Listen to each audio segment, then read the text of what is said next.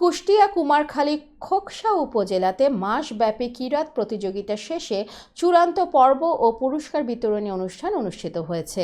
২০ June Abul Hossain তরুণ অডিটোরিয়ামে সারাদিন ব্যাপী এই অনুষ্ঠান অনুষ্ঠিত হয়।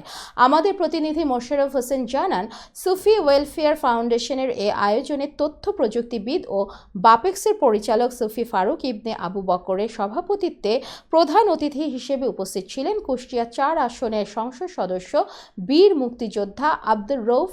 বিশেষ অতিথি হিসেবে ছিলেন সাবেক মন্ত্রী পরিষদ সচিব ও বাংলাদেশ আওয়ামী লীগের রাজনৈতিক সচিব কবির বিন আনোয়ার, কুষ্টিয়া জেলা আওয়ামী লীগের সভাপতি সদর উদ্দিন খান, জেলা আওয়ামী লীগের সহ-সভাপতি জাহিদ হোসেন জাফর, উপজেলা নির্বাহী কর্মকর্তা এস.এম. মিকাইল ইসলাম, কুমারখালী উপজেলা পরিষদ চেয়ারম্যান আব্দুল মান্নান খান প্রমুখ।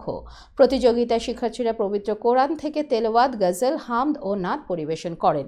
প্রতিযোগিতায় চূড়ান্তভাবে বিজয়ীদের মধ্যে ক্রেস্ট ও সনদপত্র প্রদান করেন। কুষ্টিয়া ৪ আসনের সংসদ সদস্য বীর মুক্তিযোদ্ধা আব্দুর রউফ। এতে স্থানীয় বিভিন্ন শিক্ষা প্রতিষ্ঠানের শিক্ষার্থীরা অংশগ্রহণ করেন। প্রথম স্থান অধিকারীদের মাঝে ১০,০০০ টাকা ও দ্বিতীয় স্থানের অধিকারীদের মাঝে ৭,০০০ টাকা পুরস্কার দেওয়া হয়। এছাড়াও অংশগ্রহণকারীদের সবাইকে পুরস্কার দেওয়া হয়।